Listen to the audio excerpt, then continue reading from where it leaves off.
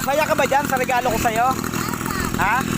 Pakita mo sa kanila kung paano mo gamitin. Okay, sige. Titignan pa panoorin namin. Galing mo na nga. Sige.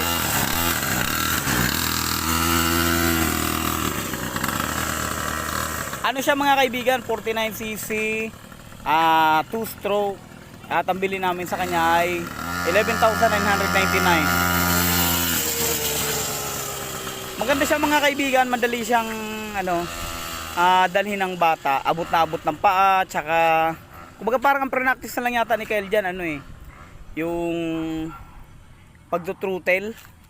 Yan, pagtutrutel. Kasi marunong naman siya mag-balance, marunong siya mag-bike. So throttling talaga yung niya, pre-practice pa dyan. Sana yun. Yan mga kaibigan, pabalik na siya. Ay, tuda ho. Dito kami mga kaibigan sa Meralco nag-practice kasi nga dahil sa takbong ganyan. Pero kanina nakapag-drive na yan sa may highway.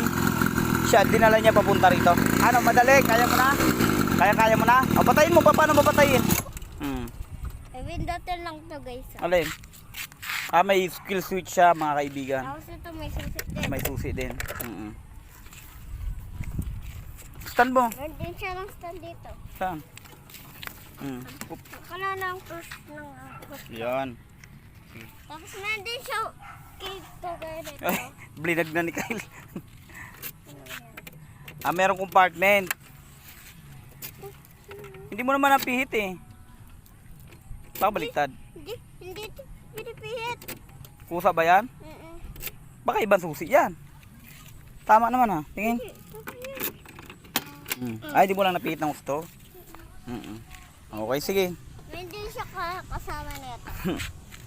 Happy ka ba dyan? Sa lahat ng regalo mo, anong nagustuhan mo? Yan? Oo, kasi yan ang pinakamahal mo na regalo Kami nga nung bata pa, hindi kami nagkakaroon ng ganyan